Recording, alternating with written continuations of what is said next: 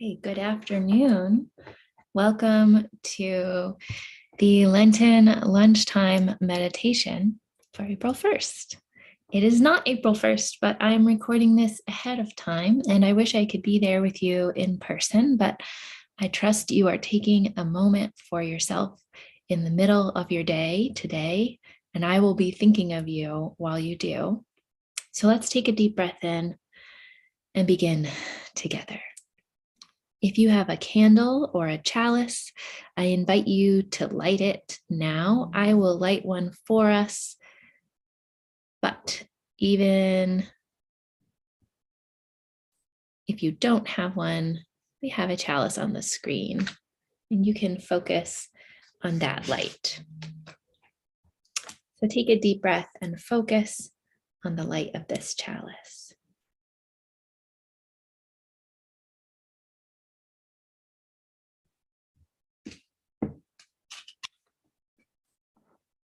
And I offer you these chalice lighting words by Jack Reamer. Revive our lives as at the beginning and turn us toward each other, for in isolation there is no life. And I have a story, which isn't typical for this time with us, but I have a story to share with you first today. It's a short story called What If Nobody Forgave? And it goes like this. Once there was an old traveler. She had traveled many places over many years, and she came upon a town one day that was unlike any other she'd been to. She came to town and she saw that people were in the town were struggling under the weight of large baggage, big, heavy sacks on their backs, so heavy that they weighed them down and their heads looked toward the ground and they couldn't even look one another in the eye.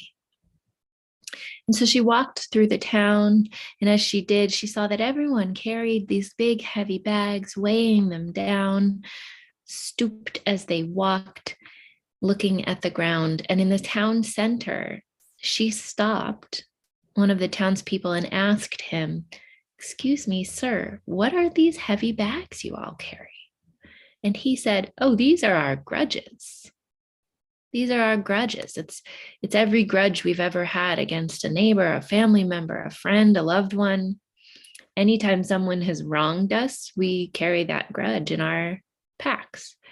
And she paused and thought about it. And then she asked him, "You look like a young man. How could you possibly have so many grudges? So much that it weighs down your shoulders, your neck, your back. You're stooped over, nearly bent to the ground." And he said, "Oh, well, they aren't just my grudges. Of course, I've inherited my parents' grudges and their parents before them."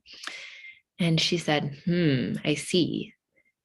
Well, would you be interested in living without these grudges? I think I know some old magic that would help you release them. And the man said, "It's all we've ever wanted is to live without these grudges. They're so weighty and so burdensome, and all we want to do is get rid of them." And so she said, "Gather everyone in the town square and I will teach you the old magic. I've traveled many places and very far over a long, long time, and I have learned quite a few things." And so they gathered all the people in the town square. And the old woman traveler said, "I'm here to teach you some very ancient magic to release these grudges, to set down the grudges you carry. And I have traveled so far and over such a long time that I've learned many things. And this is one of the things I've learned. There are a few magic words, and they're very easy. And if you learn them, I think you can let go of this weight." And she said, "The first words are two. I'm sorry. Repeat after me." And the people said, "I'm sorry." And the next words are simple as well. "I forgive you." And the people repeated after her, "I forgive you." And throughout the whole town square, the sounds echoed of people saying, "I am sorry," and "I forgive you," one after another after another. And as they did, the burdens disappeared from their backs. The heavy sacks grew light and then empty, and they were able to let go of the grudges they carried and to stand tall and to look one another in the face. And that little town was never the same after the old woman traveler left, because the people had learned those very simple bits of magic to say, I'm sorry, and I forgive you. So let's take a deep breath, settle into our seats, feel the support of the good earth beneath us. Let your shoulders fall, your eyes close, your face soften. This is a tough one today, friends. Tough, but so good if we can manage it. Today we reflect on where we are feeling convicted. What is it that we had some part in breaking and that we can work to fix? This is a time for making amends, not for self-flagellation or for shame. We know those heal nothing, but for righting the wrongs we have participated in and letting go of soul-consuming guilt and shame in the process. Let us take a few moments of breath and reflection to gather up into our hearts whatever it is we feel sorrow and accountability for. The first step is to give an account. Tell yourself the story of what has happened, of what went wrong. And if needed, tell others. Then we own our will and impact. This mistake and its consequences is mine, we say.